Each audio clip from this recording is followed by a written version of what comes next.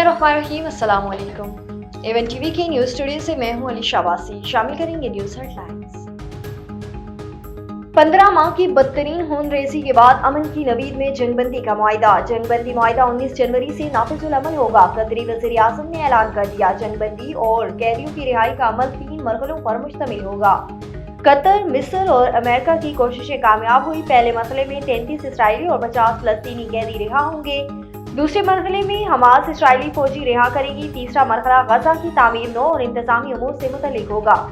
Israeli फौजी के बदले 50 फलस्तीनी को रिहाई मिलेगी। जंगबंदी मुआहिदे पर गजा में फलस्तीनी अवाम का जश्न।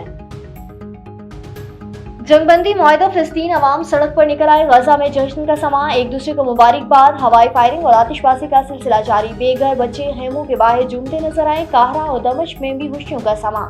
ट्यूनिस के अवाम ने मुआहिदे का खैर मकदम किया। बर्लिन में भी लोगों ने खुशी का इजहार किया। अमरीकी सफारतकारी रंग लाए, गजा के अवाम अपने इलाके में जा सकेंगे। अमरीकी सदर जो बाइडन का रद्द-ए-अमल, UN secretary general Antonio Guterres का भी खैर मकदम। नौ मुंतखब अमरीकी सदर डोनाल्ड ट्रंप का कहना है कि गजा जंगबंदी और कैदियों की रिहाई का मुआहिदा पाकिस्तान और सऊदी अरब का जारिया फौरी रोकने पर जोर। तुर्क सदर ने कहा कि जंगबंदी का फायदा पूरे खित्ते को होगा। यूएई, खलीज ताउन कौंसिल, अर्दन, बरतानिया का भी खैर मकदम। इसराइली फौज कोई हदफ हासिल न कर सकी। फलस्तीनी अवाम ने सब्र किया, तकलीफ बर्दाश्त की, किसी भी लम्हे कमजोरी नहीं दिखाई। खलील अलहैया कहते हैं कि जंगबंदी मुआहिदे के बाद नया दौर शुरू होगा। यमनी हुशियों का इसराइल के खिलाफ हमला रोकने का ऐलान। 467 रोज में 4607 फलस्तीनी शहीद हुए। हमलों में 210 से ज्यादा सहाफी भी लुक्मे अजल बने। हजारों तबाह हुए। मस्जिद और अस्पताल को भी निशाना बनाया गया। सहूनी फौज ने 24 घंटे में मजीद 65 फलस्तीनी शहीद कर दिए।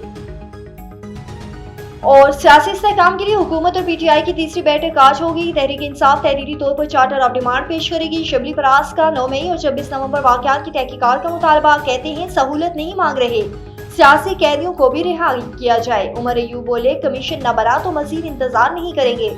सेनेटर इरफान सदीकी ने कहा कि मुतालबात पर 30 जनवरी से पहले जवाब देंगे। मुज़ाकरात में कोई मुआवजा भी हो सकता है। न्यूज़ स्टूडियो से फिलहाल के लिए इतना ही। मजीद खबरों और अपडेट्स के लिए देखते रहिए A1 टीवी। A1 टीवी, सब पे नजर, अंदर की खबर।